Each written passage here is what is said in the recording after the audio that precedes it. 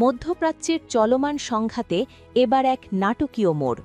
ইরানের দাবি তাদের শক্তিশালী বিমান প্রতিরক্ষা ব্যবস্থার সামনে বড় ধরনের ক্ষতির মুখে পড়েছে যুক্তরাষ্ট্র ও ইসরায়েলের বিমান বাহিনী। একদিনেই একাধিক যুদ্ধবিমান, ক্রুজ ক্ষেপণাস্ত্র ও ড্রোন ভূপাতিত করার দাবি করেছে তেহরান।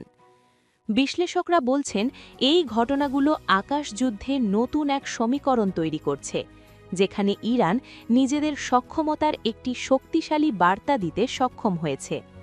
ইরানের ইসলামিক বিপ্লবী গার্ড বাহিনী বা আইআরজিসি এক বিবৃতিতে জানিয়েছে, দেশের বিভিন্ন প্রদেশে সমন্বিত প্রতিরক্ষা গড়ে তুলে শত্রুপক্ষের আকাশপথের আগ্রাসন প্রতিহত করা হয়েছে।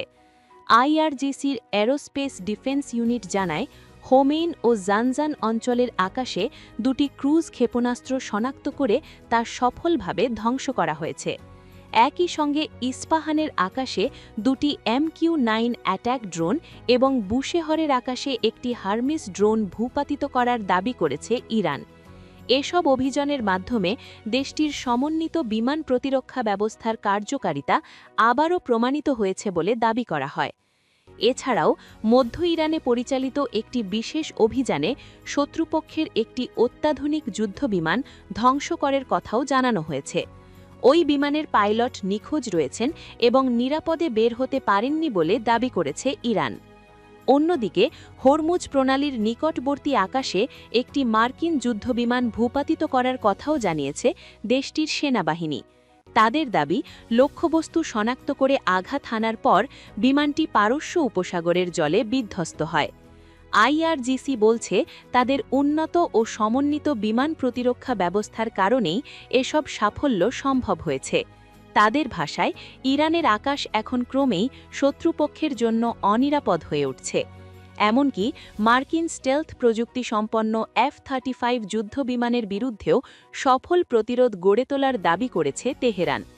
দীর্ঘদিন ধরে বিশ্বজুড়ে সামরিক আধিপত্যের প্রতীক হিসেবে বিবেচিত এই যুদ্ধবিমানকে চ্যালেঞ্জের মুখে ফেলেছে বলে দাবি তাদের।